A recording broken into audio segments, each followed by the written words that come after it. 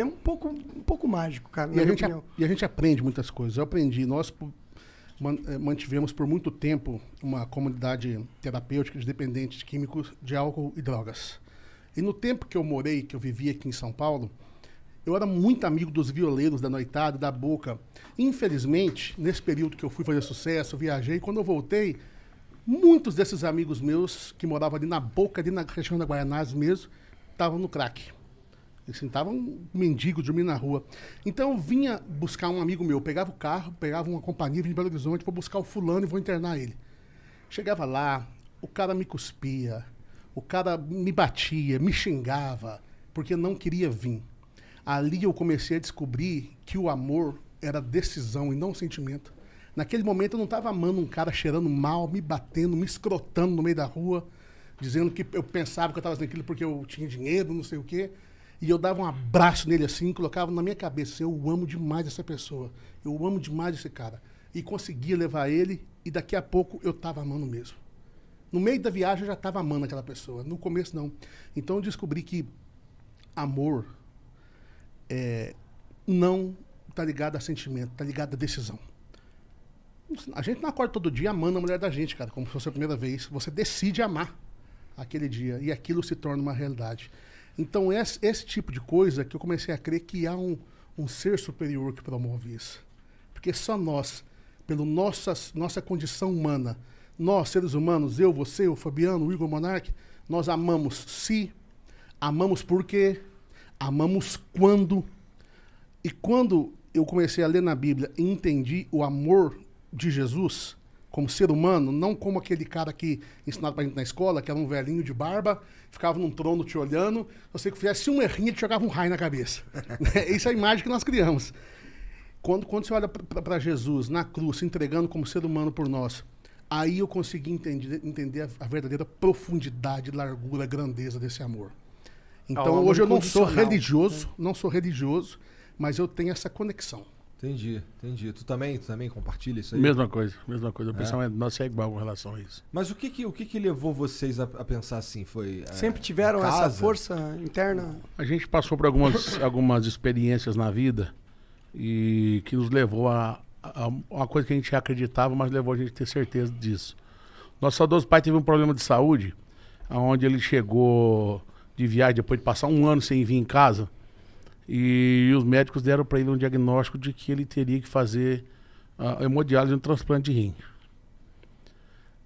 Nessa situação toda, a nossa situação financeira era a pior do que vocês puderem imaginar. A gente trabalhava 24 horas por dia, era vendendo carro, era cantando, era virando madrugada para poder pagar aluguel, para fazer as coisas. Nosso pai chegou no zero. A gente continuou entregando a vida nas mãos de Jesus e acreditando que algo poderia acontecer. Passou-se um tempo, o nosso pai, de 15% dos rins, ele passou para 70% dos rins funcionando, onde os médicos falaram que isso não conseguiria acontecer. Nosso pai voltou a ter uma vida normal, foi pro garimpo, ganhou dinheiro, melhorou nossa condição. Nisso, nossa vida lascada começou a melhorar através da música. Então foi uma sucessão de milagres na nossa vida, onde a gente entendeu que é o seguinte: passamos pelo vale, mas é aquele negócio, o choro pode durar uma noite, mas a alegria vem amanhecer. E quando amanheceu, nossa vida havia sido totalmente mudada e restaurada. Nosso pai veio depois de muito tempo a falecer disso, mas porque o bicho gostava de comer demais, igual a gente, e aprender. E o meu pai era relaxado nesse sentido, acabou com meio chucro, nasceu na roça e viveu andando pro mundo.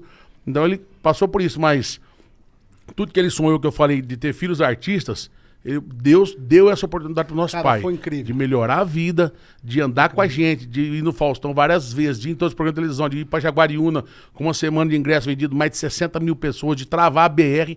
Nosso pai viveu o que ele sonhou. Meus filhos são artistas, tivemos um reconhecimento nacional, fizemos sucesso no Brasil inteiro. Realizamos o sonho do nosso pai. E então ele a gente viu crê tudo que isso. Deus viu tudo isso. A gente crê que Deus Permitiu isso. nos permitiu, nos deu cara. isso. Porque quando eu fui com meu pai no hospital, que o médico falou assim, olha, o médico que amou eu e meu irmão em particular, falou assim, leva seu pai para hemodiálise agora, que tem 5 anos que eu mandei ele ir. Eu não falo que seu pai vive mais nem uma semana sem hemodiálise. Meu pai viveu mais 20 anos ou mais, porque isso foi no ano 2000. que aconteceu isso. Caralho. Então, Deus preservou um tempo para meu pai realizar o sonho. Ele viu os melhores momentos, a gente cantar com o Roberto Carlos, ele estava junto. Ele estava lá no Morumbi. Tudo ele estava junto, os melhores momentos ele participou, sabe?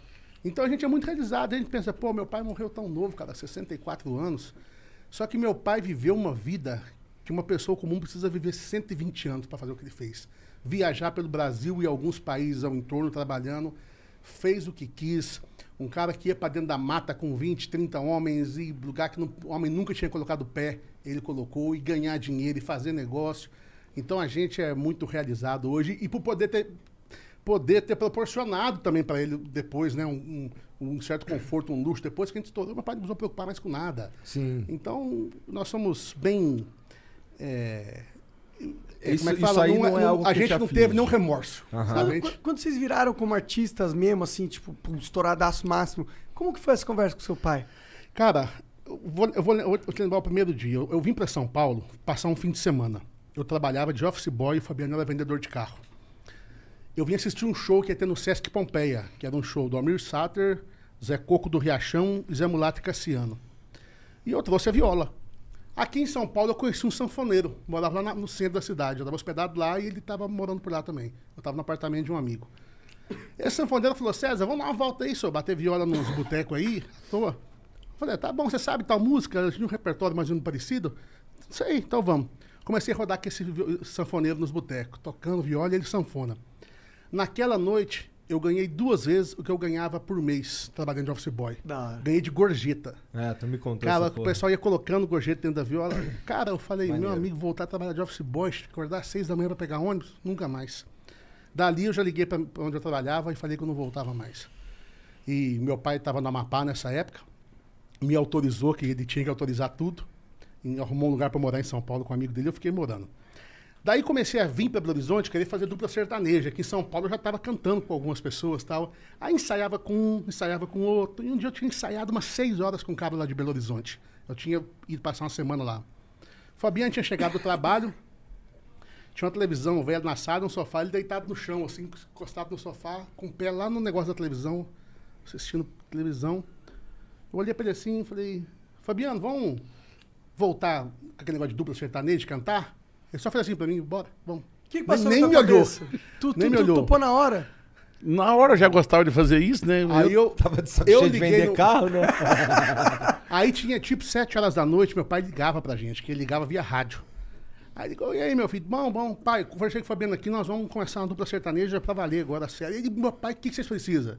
E meu pai, eu sabia que ele tava liso, assim, financeiramente, que tava moído. Falei, pai, a gente precisa comprar um aparelho de MD e um teclado.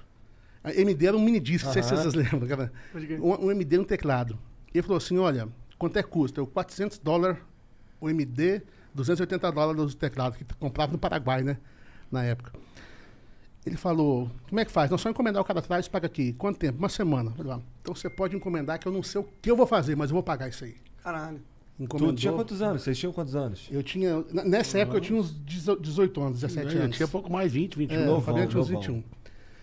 Chegou isso, cara. Começamos a fazer um show num churrasco, outro churrasco, depois fomos pra uma cavalgada, casa noturna. Até que num dia, uns amigos dessas cavalgadas que a gente ia, era uma galera da elite de BH, onde não tinha música sertaneja. E um cara, para ajudar a gente, vai arrumar pra vocês tocar numa casa lá, uma boate. Começamos a tocar na boate. Primeiro dia, 20 pessoas, segundo, 50, terceiro, 100. Quinto dia, um mês, eu não entrava mais ninguém. E ali, assim, foi um estouro, cara. Ali a gente conseguiu mudar um pouco da história da música. Vinha essa coisa da música sertanejo universitário e tal.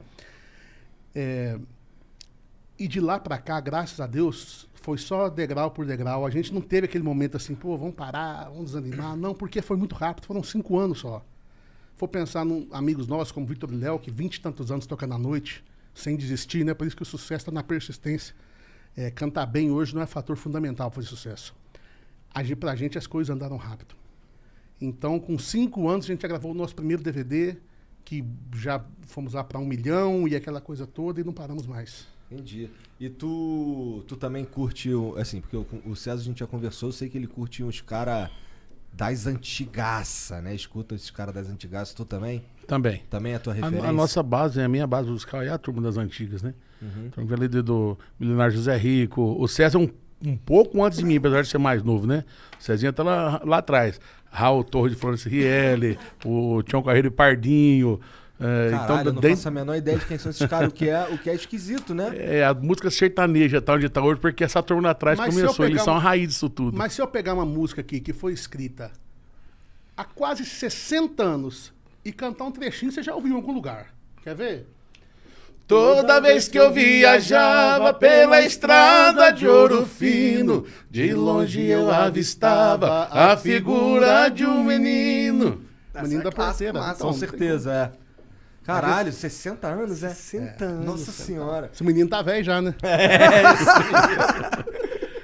Então a nossa base é essa, a minha base também é isso. Tanto lá do meu pai, que escutava ali o Léo, o Zique Zeca, o Dino Frank Moraí, o Zelizalo, quanto depois, um pouquinho depois, o meu tio, João Mineiro Marciano, Milionário José Rico, Mato Grosso e Matias, do Duque Dalvan.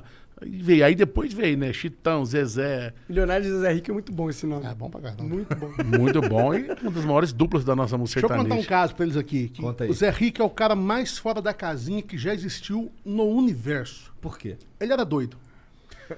O meu pai, Autêntico. a última vez que eu vi o Zé Rico foi com o meu pai na chácara dele. E naquela semana, assim, naquele mês, naquela época, tinha morrido um amigo deles. Um amigo que era amigo do meu pai, que era amigo do Zé Rico. Inclusive, meu pai tinha dado essa corrente pro amigo dele de presente. E o filho do amigo dele me devolveu há uns anos atrás. Caralho, tu era puta amigo. Puta amigo. Não, é até hoje. É até hoje. É até hoje, é amigo da O gente. Regi é amigo nosso até hoje. Vocês Aí, eram então amigos pessoais do Zé Rico. o meu pai. Interessante. O meu pai era. Aí, nesse dia que meu pai encontrou o Zé Rico lá, eu lembro deles conversando sobre o amigo em comum que morreu.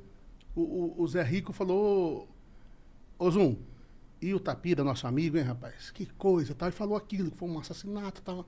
Beleza. Meu pai não encontrou mais Zé Rico, isso foi em 94.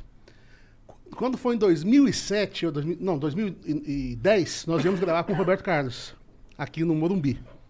E o meu pai veio com a gente, o Zé Rico estava lá no camarim. Aí meu pai viu o Zé Rico, foi lá nele, né? Eu já estava aqui com o Zé Rico. Ibirapuera, gravação de Ibirapuera. Desculpa, Ibirapuera. Aí meu pai foi no camarim e viu o Zé Rico viu meu pai. O Zé Rico olhou pro meu pai e falou assim: Ô, Zum, rapaz, e nosso amigo, hein? Cara, mais Caralho. de 20 anos depois ele continuou o mesmo assunto que ele tava da última vez. Caralho, que da hora. Impressionante. O Zé Rico era incrível, cara, incrível. A gente não pode falar que ninguém é substituível, cara, mas se substituir o Zé Rico, Não. Essa não é só difícil. no estilão dele, o jeitão dele, cantar o tanto que ele cantava. E o milionário, não acho né? um Nasceu um outro, pro não. outro. O milionário também é outro fenômeno, cara. Entendi, mas Pessoa, como eles. artista, como É que eu artista. sou meio ignorante, sou bastante ignorante, na verdade, nesse assunto. Podemos falar de AC/DC depois também, Sepultura. Então. Mas gosta? tu gosta? Gosto, cara. O meu médico é um dos criadores de Sepultura, o Dr. Júlio lá de Belo Horizonte. Sério? É, Caralho. amigo da turma lá do Clube da Esquina, daquela confusão toda de BH lá. Que Caralho. era MPB e o rock. Mas por que tu. Isso aí veio depois, eu imagino, o rock, Não, né? depois. A gente gosta. Eu escutei o Traje Rigor quando era criança, eu escutava o Titãs, né? E a gente. Pelos meu pai e meu tio, a gente vivia a música sertaneja. Mas a gente era da escola também. Então, na molecada daquela época, escutava isso. Então, por exemplo, o disco do Traje a Rigor, Nós Vamos de Sua Praia, pô, eu escutei 500 vezes aquele disco. Me emocionei o dia que eu fui no programa de televisão, encontrei com o Roger pessoalmente. Eu falei, pô, cara, e os caras que eu escutei na infância, bicho. Digão, pô, muito massa. Assim, mano.